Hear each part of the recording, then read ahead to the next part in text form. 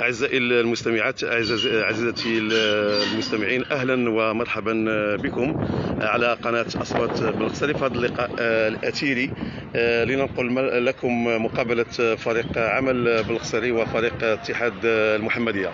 انطلقت المقابلة الآن. نعطي في البداية التشكيلة ديال فريقنا، فريق عمل بالقصري. حراسة المرمى اسماعيل الصياد، كمدافعين ظهير أيمن عثمان العبدي، ظهير أيسر يوسف موطان، قلب الدفاع حمزة الصرلوخ محمد أمين البجولي، وسط الميدان عماد جناح يوسف الكريمي، أنس أيت داود الجناح، ثم في الهجوم هناك حمودة اليعقوبي، حمزة الشبا، حكيم عبيد، المدرب السيد محمد القرقوري.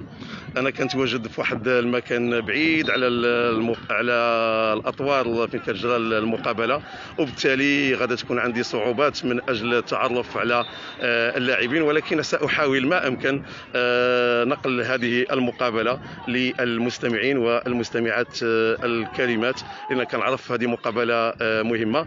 الآن هناك هجوم أو ضربة خطأ محاذية للمرمى لفائدة فريق اتحاد المحمدية. مازال ما تقدفت شيء الكرة. هذا ضربة خطأ شوية صعيبة على مرمى الحارس اسماعيل الصياد. تنفذ ضربة خطأ، ولكن المدافع صاروخ يخرج الكرة إلى الزاوية الأولى في هذه المقابلة لفائدة فريق اتحاد المحمدية. ركنية لفائدة فريق الاتحاد المحمدية. هذه المقابلة هي مهمة جدا في مسار فريق عمل بالقصري من أجل الظفر بالمركز الأول، وبالتالي تحقيق الصعود إلى القسم الوطني الأول. هذه فرصة ديال فريق اتحاد المحمدية، ولكن المدافعين ديال فريق عمل بالقصري. هذه ضربة خطأ على مشارف مربع العمليات لفريق اتحاد المحمدية. هناك في بداية هذه المقابلة ضغط لفريق اتحاد المحمدية. كنتمناو اللاعبين ديالنا يخرجوا من هذا الآن، يخرجوا من هذا الضغط اللي مارسوا فريق الاتحاد المحمدية في بداية هذا اللقاء. ضربة خطأ على مشارف مربع العمليات لفريق اتحاد المحمدية. مازال ما تقدفت شيء ضربة خطأ. اسماعيل الصياد في حديث مع اللاعبين من أجل رص حائط الصد.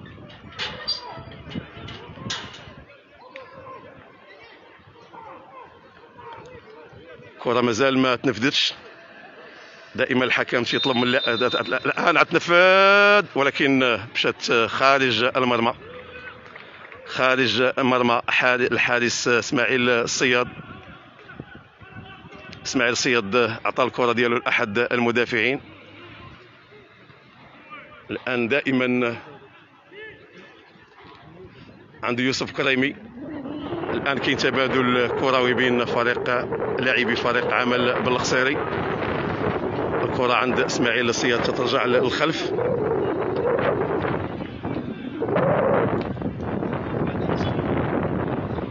اسماعيل الصياد إلى منتصف الملعب. الآن اليعقوبي هجوم، ولكن أحد مدافعي فريق اتحاد المحمدية يخرج الكرة إلى الشرط. دائما النتيجة سلبية، 0 مقابل 0. هجوم ديال فريق عمل بالقصيري، ولكن في آخر المطاف الكرة تخرج إلى خارج الملعب. كرة عند اللاعبين ديال فريق اتحاد المحمدية في وسط الملعب. دائما عند فريق اتحاد المحمدية الكرة كتكون عند عبيد، ولكن فقد التوازن ديالو. كانت كرة ممكن تشكل خطورة على مرمى فريق اتحاد المحمدية. هذه المقابلة كيف ما قلت في البداية تحدد بشكل كبير مصير فريق عمل بالقصيري وصراعه من أجل الصعود إلى القسم الأول هوات. ربما تكفي فريق عمل بالقصيري نقطة واحدة ليتحقق اليوم بشكل كبير الصعود إلى القسم الوطني الأول. نتمنى الصادقين أن يتحقق هذا المبتغى. آسف عطيت أن التشكيلة أنه في آخر المطاف تيخرج اللاعب الشبة لأنه تصاب في الحركات التسخينية وتيعوضوا اللاعب الدحدوحي، ولكن كنعتذر للمستمعين الكرام على أن أنا كنتواجد بواحد المكان بعيد كثير وبالتالي ما كنتعرفش على اللاعبين بشكل كبير. الكرة دائما عند الان الكرة عند عابد منتصف الملعب، تيقلب على احد الزملاء ديالو تيعطي الكرة هذا، ولكن حكم الشرط رافع الراية ديالو معلنا عن شروط احد لاعبي فريق عمل بالقصيري. تنتمنوا صادقين فريق عمل بالقصيري يحقق نتيجة ايجابية ويحسم الصعود هنا بمدينة المحمدية بملعب العالية.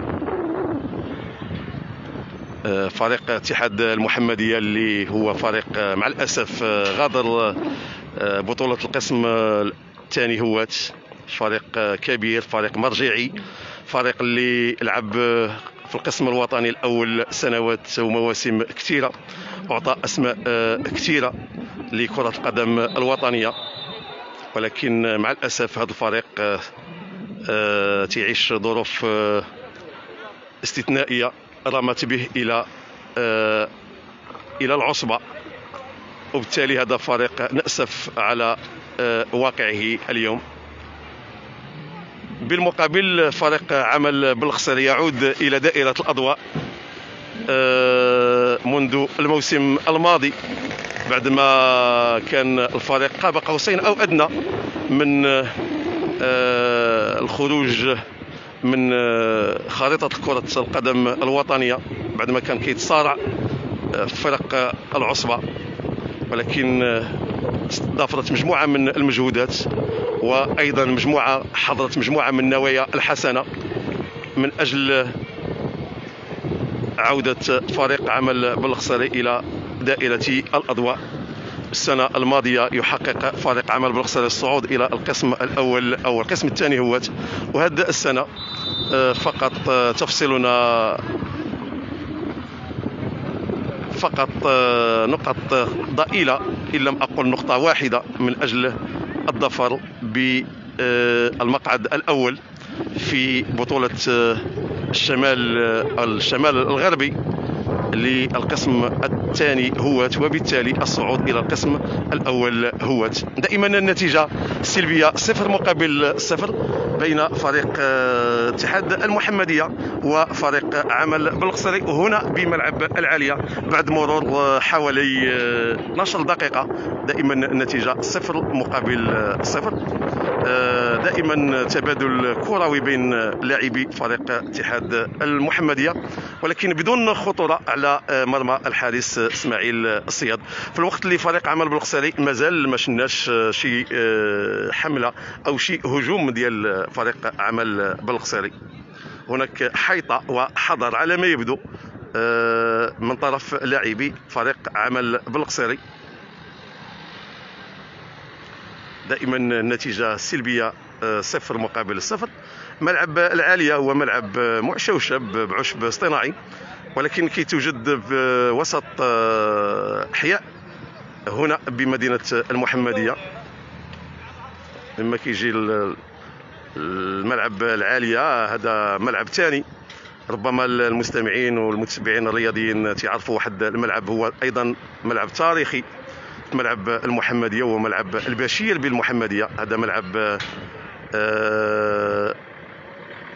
ضروري محفوظ في الذاكرة الرياضية لكرة القدم الوطنية، مرتبط بأسماء كبيرة في تاريخ كرة القدم الوطنية، وتتبادر الذهني أيضا إلى ذهن المستمعين الكرام اللاعب فرس، ومن بعده اللاعب عسيلة والإخوة قلاوة والرعد، هذو نجوم ديال فريق شباب المحمدية. نعود إلى مقابلتنا اليوم، وهي المقابلة التي تدور حاليا. هذه فرصة ديال فريق عمل بالقصيري كانت فرصة خطيرة، أول هجوم نسجل، أول هجوم لفائدة فريق عمل بلقصري في الدقيقة 10. أول هجوم كاد فريق عمل بلقصري أنه يحقق نتيجة إيجابية، ولكن مع الأسف تضيع هذه الفرصة. إذا النتيجة دائما 0 مقابل 0 بين فريق اتحاد المحمدية وفريق عمل بلقصري. الحكم يعلن عن ضربة خطأ لفائدة فريق عمل بلقصري في منتصف ملعب فريق عمل بلقصري. الكرة عند اسماعيل الصياد، عند صاروخ عند اللاعب موطان عند يوسف كريمي في وسط الميدان، ولكن كتضيع. ايضا الحكم كان قريب من هذه العمليه، يعني ضربه خطا لفائده فريق عمل او فريق اتحاد المحمديه في منتصف الملعب. احد لاعبي فريق اتحاد المحمديه سقط على الارض بعد التدخل ديال اللاعب، على ما اظن اللاعب عبيد، او خطا لفائده فريق عمل بلقصري. اسف، الخطا هو لفائده فريق عمل بلقصري في منتصف الملعب. وراء الكره يوسف كريمي العائد بعد غياب نتيجه اصابته بفيروس كورونا. كنتمنوا له التوفيق، كنتمنوا له صحه جيده. يوسف كريمي احد اللاعبين المهمين في صفوف فريق عمل بلقصري. وبالمناسبه ايضا نتمنى الصحه والسلامه والعافيه ايضا وعوده ميمونه لرئيس الفريق سي محمد النيصه. وعلى في اخر تحليلات جراوها هاد اللاعبين فالنتيجه كانت سلبيه، لا الرئيس محمد النيصه ولا يوسف كريمي. الحمد لله على سلامه اللاعبين ديالنا. الكرة عند الحارس. كانت هذا هجوم كان قام به اللاعب الدحدوحي الظهير الايسر لفريق عمل بلقصري. الان هجومات بدا فريق عمل بلقصري كي يناور بهجومات خاطفه. ربما اللاعبين خرجوا من هذاك المرحله ديال الحذر والمرحله ديال جس النبض، وبداو الان كيخرجوا يلعبوا الكره. الحكم يعلن عن ضربه خطا لفائده فريق عمل بلقصري. دائما النتيجه السلبيه 0 مقابل 0 بين فريق اتحاد المحمديه وفريق عمل بلقصري في المقابله التي تجرى هنا بملعب العاليه بمدينه المحمديه. كره عند عبيد عند الصاروخ، ولكن كتضيع الكره وكتمشي عند المدافعين، مدافعي فريق اتحاد المحمديه. خطا الان لفريق اتحاد المحمديه.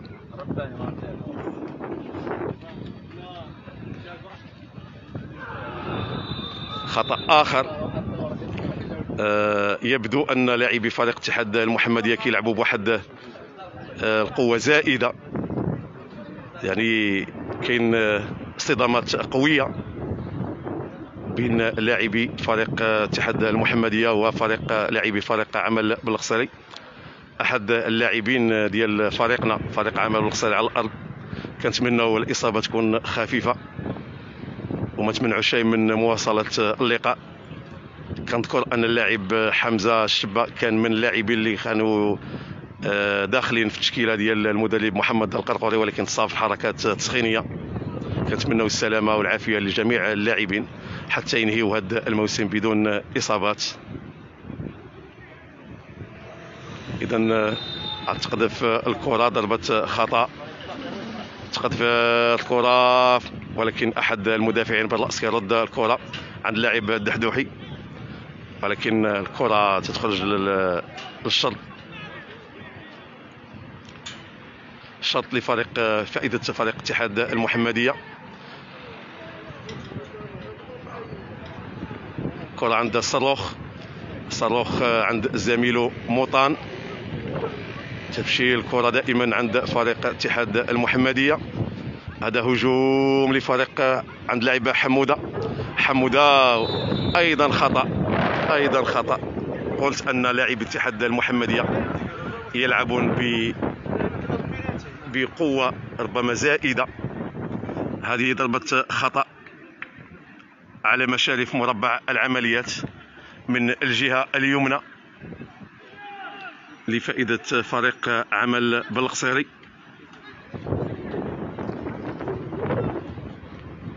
مازال ما تقطفت شيء الكرة.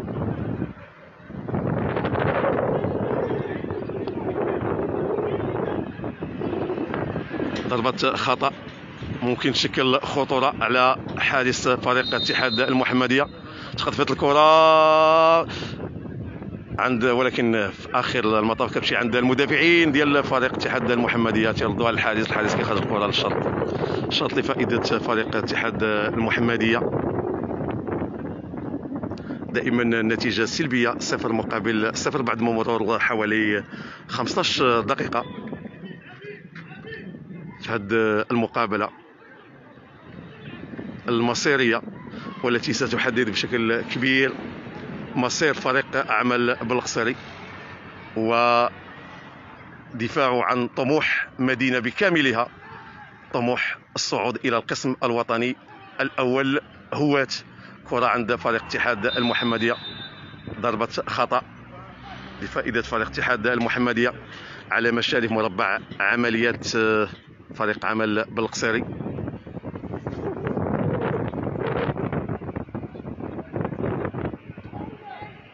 ضربة خطأ على بعد 20 متر، حوالي 20 متر على مرمى الحارس اسماعيل الصياد.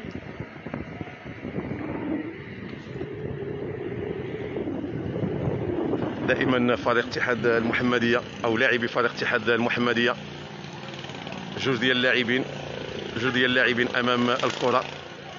فقط للحكم المقابله تيطلب من لاعبي فريق عمل بالقصيري اعطاء المسافه القانونيه. جوج ديال اللاعبين امام الكره. هذه ضربه خطا ممكن تكون صعيبه وتشكل خطر على مرمى الحارس اسماعيل الصياد. مثل هذا تيقدر اللاعب ولكن كتضرب في الحائط وكيردوها اللاعبين ديال فريق عمل بالقصيري. كنتاسف مره اخرى لان ما كنتعرف شيء بشكل كبير على اللاعبين، لان كنتواجد في واحد المكان بعيد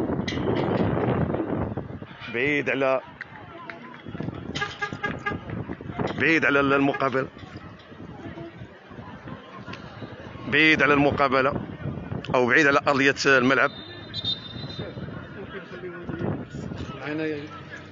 سبيكر ولا خصنا نتشاوروا مع الكومونطا. يقص معنا ما يهدرش ما يبانش.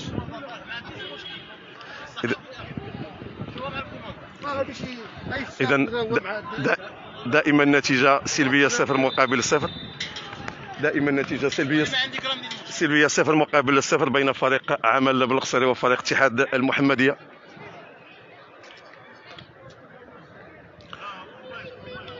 صفر بين فريق اتحاد المحمدية وفريق عمل بالقصيري. دائما اتحاد المحمدية ضربة خطأ أيضا على مشارف وسط الميدان.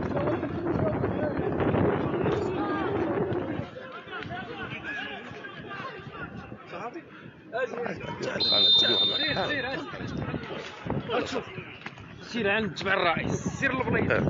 اذا الان ربما اصبحت الوضعيه ديالي ربما تسمح لي باش نعطي المستمعين الكرام بعد ما مشكورين رجال الامن سمحوا لي باش ندخل الملعب. غنكون في وضعيه ربما شويه سهله باش نعطي المستمعين الكرام كل التفاصيل المتعلقه بهذه المقابله بين فريق اتحاد المحمديه وفريق عمل بالقصيري. دائما ضربة خطأ على مشارف مربع العمليات أو ركنية الآن، أو ركنية أعتذر، ركنية لفريق اتحاد المحمدية. كتكون خطيرة ولكن في أخير المطاف كتخرج خارج أرضية الملعب.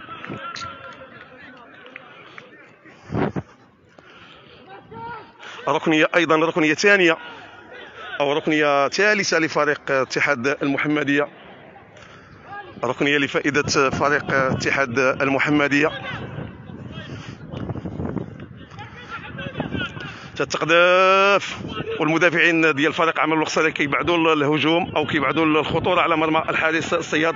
مازال الخطوره قائمه، هذا هجوم ولكن حكم الشرط يعلن عن شروط لاحد لاعبي فريق اتحاد المحمديه اسماعيل الصياد. الكره عند اسماعيل،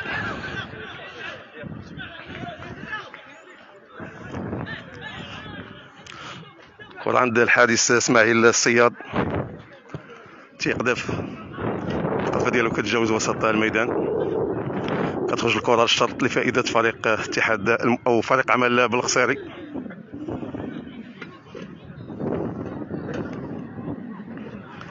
دائما النتيجة سلبية 0 مقابل 0 بعد مرور حوالي 20 دقيقة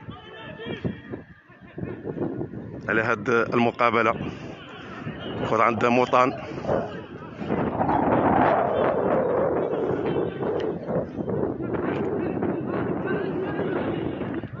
كرة عند اسماعيل الصياد بالرجل ديالو، قذفة عند اللاعب الدحدوحي.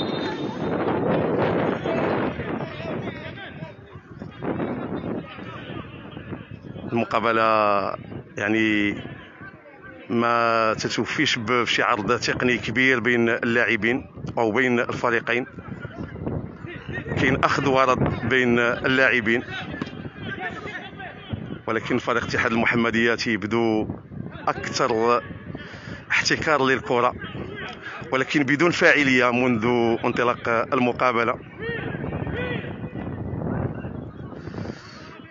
كرة الان في مربع عمليات، ولكن اللاعب تيجي اللاعب اليعقوبي من الامام وتيخرج الكرة الشرط لفائدة فريق اتحاد المحمديه.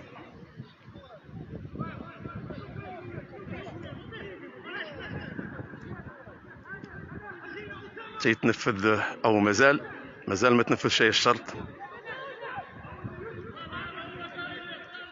تيتنفذ الشرط طويله راسيه، ولكن تكون محاذيه مرت فوق العارضه الافقيه للحارس اسماعيل الصياد. اسماعيل الصياد الذي يؤشر على موسم كبير،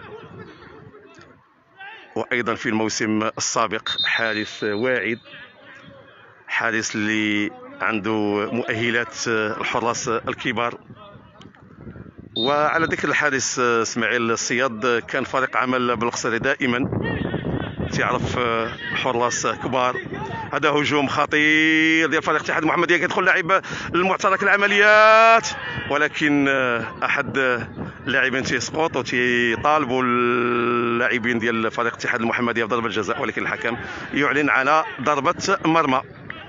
هذا كان هجوم خاطف ديال فريق عمل ديال اتحاد المحمديه، وكان يشكل خطوره على مرمى الحارس اسماعيل الصياد. كره عند اللاعب موطان عند اللاعب يوسف كريمي، كتضيع له الكره في وسط الميدان. الكره دائما عند لاعبي فريق اتحاد المحمديه كيردوها للوراء عند الحارس ديالهم، فدائما تبادل الكروي بين لاعبي فريق اتحاد المحمديه. قلت ان فريق عمل بالقصري وعبر تاريخه وعرف حراس كبار، ونذكروا الحارس الخياطي، الحارس نجيب حميمو، الحارس رشيد المرتضي، المرحوم ميلود بومهدي، المرحوم مرزوق. هادو حراس كبار اللي عرفهم فريق عمل بالقصري. والحارس اللواني، الحارس كبير ايضا، ويبدو ان الحارس اسماعيل الصياد احد هاد الحراس الكبار اللي عرفهم فريق عمل بالقصري. الان المقابله متوقفه، احد لاعبي فريق عمل بالقصري سقط على الارض، كتعطى له الاسعافات الاوليه من طرف ممرض الفريق. دائما النتيجه سلبيه 0 مقابل 0 بين فريق اتحاد المحمديه وفريق عمل بالقصري في هذه المقابله التي تجمع بينهما هنا بمدينه المحمديه بملعب العاليه. مدينه المحمديه اللي كتعرف مدينة الزهور مدينة جميلة، مدينة اللي كتعرف جوج ديال الفرق ديال كرة القدم، ايضا فريق مرجعي اخر لفريق مدينة المحمدية وشباب المحمدية، والذي يعمل جاهدا على العودة الى القسم الوطني الاول. وتشاء الصدف فريق المحمدية الاول يتوق الى القسم الوطني الاول، فيما الفريق الثاني للمحمدية، واعني اتحاد المحمدية، ربما انتهى مشواره في بطولة هذا الموسم، وسيلعب الموسم القادم مع الأسف ضمن بطولة العصبة. هذا فريق أيضا كبير، فريق تاريخي، فريق اللي أعطى لاعبين كبار لكرة القدم الوطنية، وهو حال مجموعة من الفرق اللي عرفت في الآونة الأخيرة نزل المستوى ديالها. وبالتالي هذا هجوم لفريق اتحاد المحمدية على مشارف مربع العمليات، دائما هجوم لفريق اتحاد المحمدية، ولكن الكرة كتخرج خارج الملعب، وضربة مرمى لفائدة فريق عمل بالقصري. احد اللاعبين ديال فريق عمل بالقصري خرج لارضيه الملعب، ربما يعاني من توعك. ضربة مرمى ينفذها اللاعب او الحارس اسماعيل الصياد. دائما تياخذ الوقت ديالو وتياخذ، ربما تيربح شويه ديال الوقت. اسماعيل الصياد كيقذف كرة كتجاوز وسط الميدان فقط عند لاعبي اتحاد المحمدية اللي كيردوا الكرة بسرعة. دائما هجومات لفائدة فريق اتحاد المحمدية، ولكن في آخر المطاف كتخرج الكرة للشرط لفائدة فريق اتحاد المحمدية في منتصف ملعب فريق عمل بالقصري، في الوقت اللي الحكم توقف المقابلة لأن أحد لاعبي فريق عمل بالقصري سقط على الأرض، وهو اللاعب موطان. ربما يكون تغيير،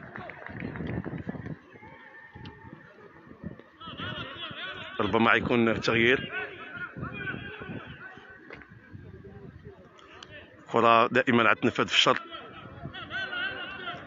الشرط كيكون طويل ديال فريق اتحاد المحمدية، غتكون في النقطة ديال ضربة الجزاء، الشرط على شاكلة ضربة زاوية.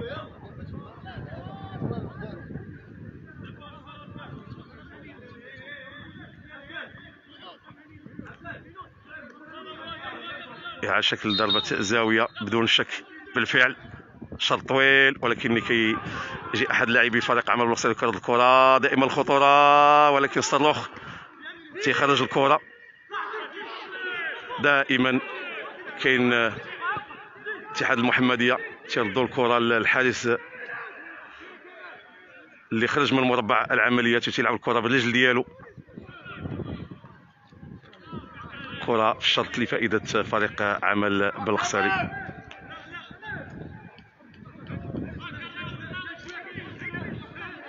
تلعبوا الآن حوالي 28 دقيقة، دائما نتيجة سلبية 0 مقابل 0 بين فريق اتحاد المحمدية وفريق عمل بالقصري. الكرة دائما تترجع عند الحارس اتحاد المحمدية اللي بالرجل ديالو، ايضا الكره كتجاوز وسط الميدان، ولكن عندها المدافع صرلوخ بين اثنين، صرلوخ بهدوء كبير تيعطي الكره ليوسف كريمي عند اللاعب موطان عند يعني الان كاين تبادل الكروي جميل بين لاعبي فريق عمل بالقصري. تيرد الكره احد المدافعين الحارس اسماعيل الصياد، كانت صعيبه شويه، كانت صعيبه. دحدوحي عند عبيد عند يوسف كريمي، ولكن كتضيع الكره. هذا هجوم خطير، قذفه كتمشي محاديه، قذفه قويه ديال احد لاعبي فريق اتحاد المحمديه، كتمشي جانبيه على مرمى الحارس اسماعيل الصياد.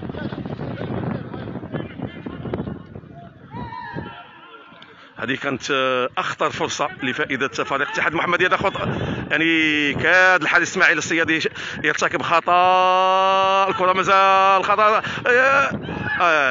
هذه قذفه. الان كاين هجومات خطيره لفريق اتحاد المحمديه. يعني اسماعيل الصياد كاد يؤدي الثمن غالي، لان كان حاصر احد لاعبي فريق اتحاد المحمديه وكاد يرتكب خطا. الكره ضربه المرمى الان لفائده فريق اتحاد او فريق عمل بالقصري. اسماعيل الصياد كيقذف. خطا لفائده اللاعب عابد. خطا في منتصف الملعب.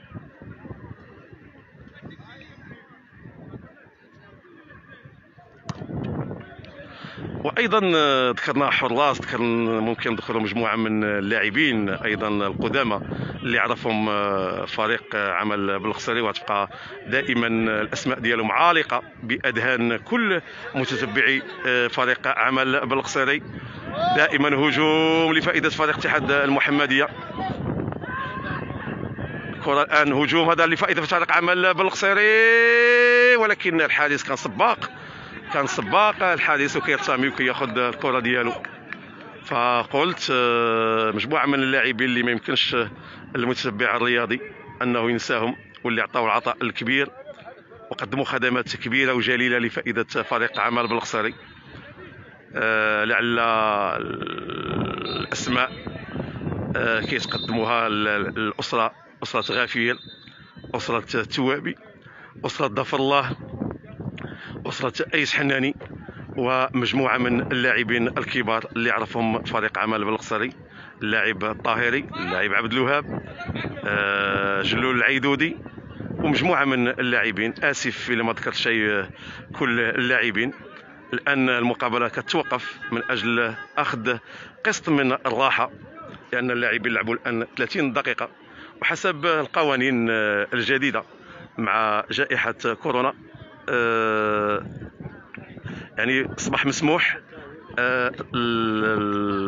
الحكم المقابله يوقف المقابله عند الدقيقه 30 من اجل اخذ قسط من الراحه. يعني المقابله مازال 0-0 بين الفريقين. نتيجه تخدم بشكل كبير فريق عمل بالقصري من أجل الصعود إلى القسم الأول هواة، بعدما حقق في السنة الماضية الصعود إلى القسم الثاني هواة.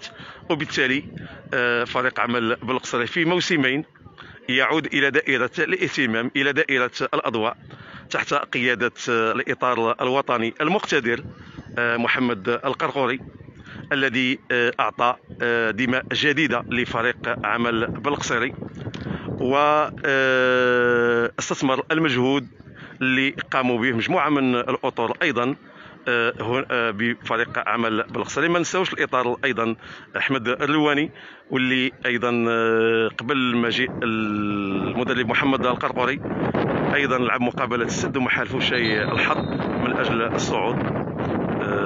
أيضا نتكلموا على هذا الاطار احمد اللواني والحادث الكبير ايضا اللي كان في فريق عمل بالقصري. ما نبخسوش شيء باش ما نبخسوش حق ديال اي احد، ونكون الاعتراف ويكون عندنا ثقافه الاعتراف ونعترفوا بجميع الناس اللي كيقدموا الخدمات لفريق عمل بالقصري، وايضا لجميع الاطر اللي كتعمل في صمت في نادي عمل بالقصري. دائما ننتظر استئناف المقابله بين فريق عمل بالقصري وبين فريق اتحاد المحمديه بعد ما لعبنا 30 دقيقه. دائما النتيجه سلبيه 0-0 بين الفريقين.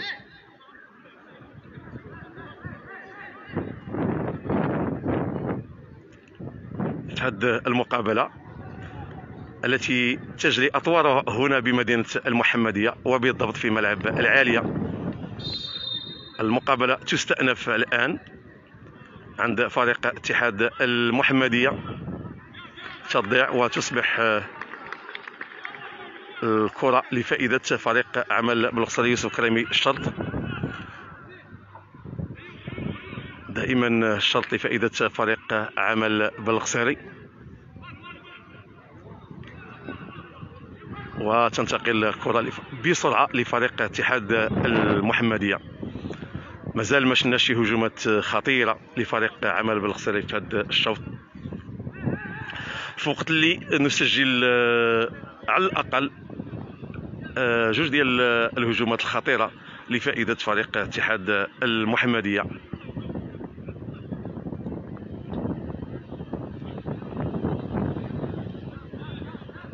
الآن دائما الكرة كتكون في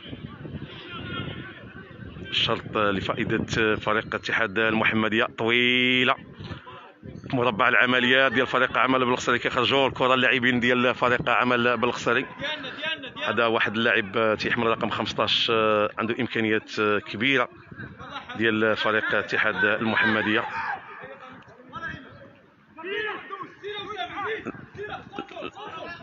كرة دائما في منتصف ملعب فريق عمل بالقصري، وشرط لفائدة فريق اتحاد المحمدية او اللاعب اللي قلت لكم انه كيحمل او عنده مواصفات تقنية كبيرة، تيحمل رقم 25. ضربة خطأ قريبة من الركنية، من نقطة الركنية لفائدة فريق اتحاد المحمدية.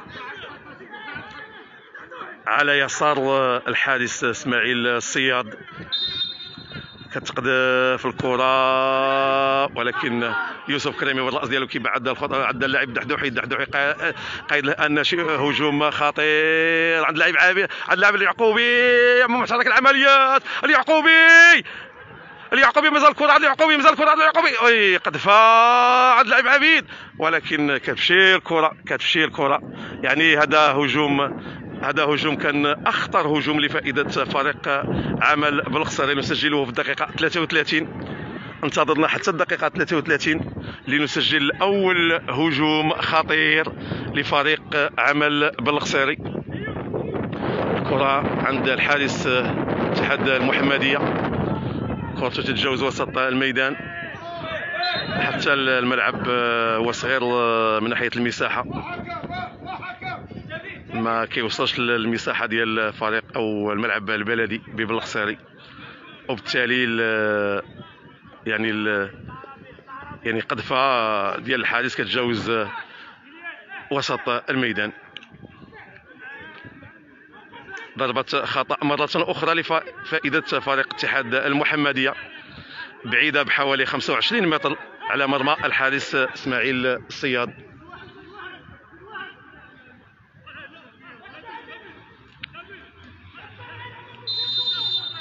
تتقذف الكرة صعيب،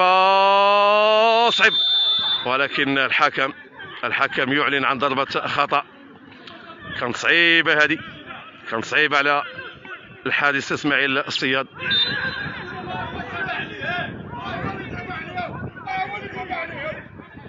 دائما الكرة عن اسماعيل الصياد، الحكم يأمر بإعادة ضربة الخطأ عند اسماعيل الصياد اللي غادي يقذف هذه ضربة خطأ.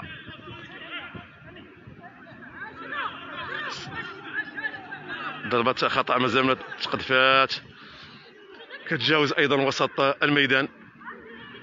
كرة كتمشي الان عند المدافعين ديال فريق اتحاد المحمدية، عند اللاعب الصاروخ، عند اللاعب موطان عند يوسف كريمي دائما، وكترجع الكرة للوراء عند اللاعب الصاروخ اللي كيرجع الكرة للحارس اسماعيل الصياد. مرة أخرى اسماعيل الصياد عند اللاعب الصاروخ، هذا لاعب كبير، لاعب هادئ في دفاع فريق عمل بالقصري. عند الكرة عند اللاعب عبيد كيتجاوز وسط الميدان، كرة جميلة عند يوسف كريمي كيدخل محترك العمليات، كرة جميلة أيضا عند يعقوبي، راس الحارس وقذفة، إصابة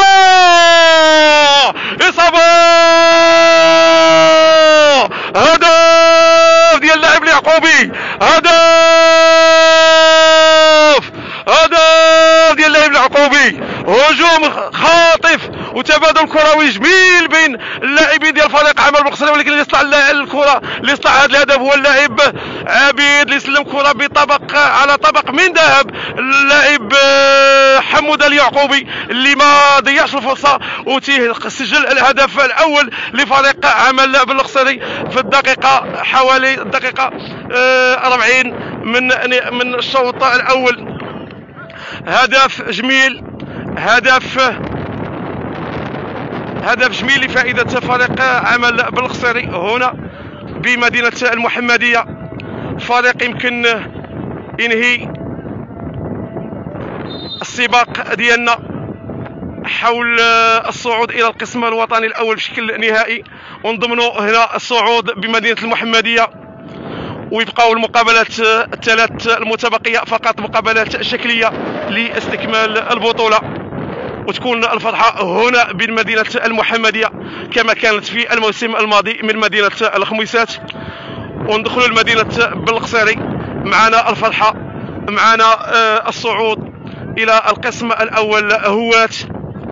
نتيجة جد إيجابية، نتيجة كبيرة لفريق عمل بالقصيري. هدف جميل، هدف رائع. إذا الكرة دائما عند لاعبي فريق اتحاد أو فريق عمل بالقصيري، هدف يمكن يحرر اللاعبين من هذاك الضغط، وبالتالي أنه يربك الحسابات ديال فريق اتحاد المحمدية.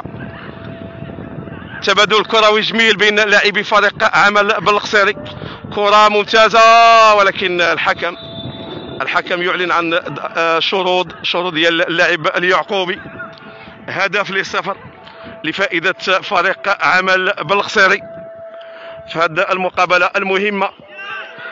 الكرة عند الحارس اسماعيل الصياد، الكرة عند اسماعيل الصياد. سيدتي وسادتي، دائما نعيش على نتيجة الانتصار لفائدة فريق عمل بالقصيري بهدف لصفر. الكرة في منتصف ملعب فريق اتحاد المحمدية على مشارف مرمى الحارس فريق اتحاد المحمدية. الكرة تخرج للشوط لفائدة فريق عمل بالقصيري.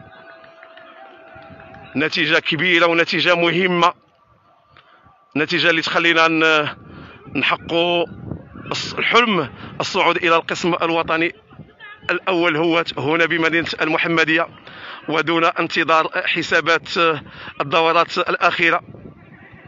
مجهود كبير للاعبين وللطاقم التقني، مجهود كبير هذا الموسم اللي خصهم تشجيع وخصهم الشكر والثناء، لأن فريق يحقق الصعود من العصبة إلى قسم الهوات، وفي الموسم الموالي أيضا يحقق الصعود إلى القسم الأول هوات. هذا ماشي أمر سهل، هذا أمر خصو لاعبين كبار، خصو مدرب مقتدر، وخصو مسيرين أيضا. ما نبخسوش حتى العمل ديال المسيرين اللي آمنوا بحظوظ فريق عمل بالقصيري.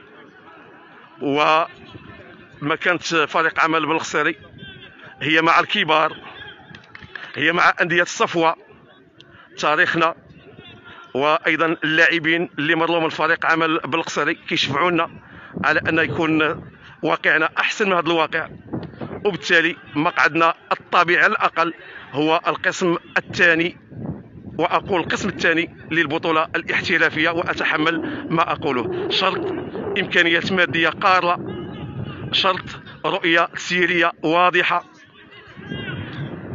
شرط العمل على التكوين وعلى البرامج المستقبلية على المدى البعيد، والاهتمام بالفئات الصغرى. كلامي الآن تنوجه لأن الصعود إلى القسم الأول هو نتيجة إيجابية، نتيجة مهمة، ولكن لا يمكن أن تحجب لنا بعض المشاكل، وأهمها المدرسة اللي توقفت ديال فريق عمل بالقصيري، اللي كانت في الوقت اللي تكون رافض من أجل تفريغ لاعبين كتوقف هذه المدرسة مع كل أسف. أكيد كاين إكراهات مادية، ولكن كان ضروري أنه الفريق أو المكتب المسير يعمل على استمرار هذه المدرسة، لأنها هي الكفيلة بتغذية فريقنا فريق عمل بالقصري بالطاقات وبالمواهب. نعود إلى مقابلتنا، مقابلة فريق اتحاد المحمدية وفريق عمل بالقصري. مع تسجيل الهدف فريق اتحاد المحمدية كتنقص هذيك الهجومات الخطيرة ديالو، ربما اليأس بدا كيدب في نفوس لاعبي اتحاد المحمدية. شرط لفائدة فريق اتحاد المحمدية، وأيضا أتوقع أن ينفذ على شاكلة ضربة زاوية، حتى اللاعبين ملي كيشوفوا ضربة شرط كلهم كيتجمعوا أمام الحارس اسماعيل الصياد. عندهم لاعب كينفذ ضربة شرط، يعني بحال كينفذ ضربة، هذا كان خطير، هذه كانت خطيرة على فائدة على مرمى الحارس اسماعيل الصياد اللي خرج باليد ديالو، ولكن ما صاب شيء الكرة. هذا تخريجه ولكن الصاروخ بهدوء، هذا الصاروخ لاعب كبير، الصاروخ لاعب كبير، واحد الهدوء، واحد الرزانه في الدفاع.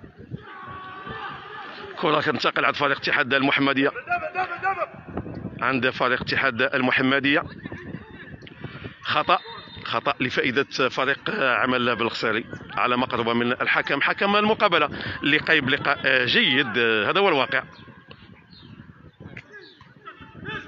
كرة ولكن حكم الشرط رفع الرايه ديالو معلنا عن ضربه او عن شروط لفائده فريق عمل بالقصري. اسماعيل الصياد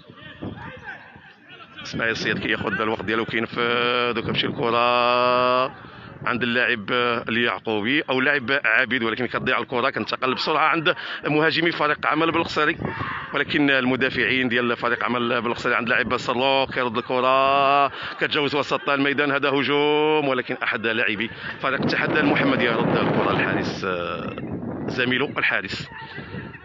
عند الكرة عند فريق اتحاد المحمدية قذفة، ولكن دائما كاين سيطرات حتى وسط الميدان ديال فريق عمل بالقصري. الان بدا تيتصدى للهجومات على منتصف الملعب. هذا خطا، حكم المقابله يعلن عن ضربه خطا اللي ارتكبه اللاعب الدحدوحي. ايضا الخطا على مشارف مربع العمليات، لفائدة فريق اتحاد المحمدية. نتمنى أن تمر هذه ضربة خطأ بسلام، وبالتالي تبقى النتيجة إيجابية لفائدة فريق عمل بالقصري بعدما لعبنا الدقيقة 45. الآن 45 دقيقة، دائما النتيجة لفائدة فريقنا فريق عمل بالقصري. ضربة خطأ مازال ما تنفذت شيء، صعيبة هاد ضربة خطأ.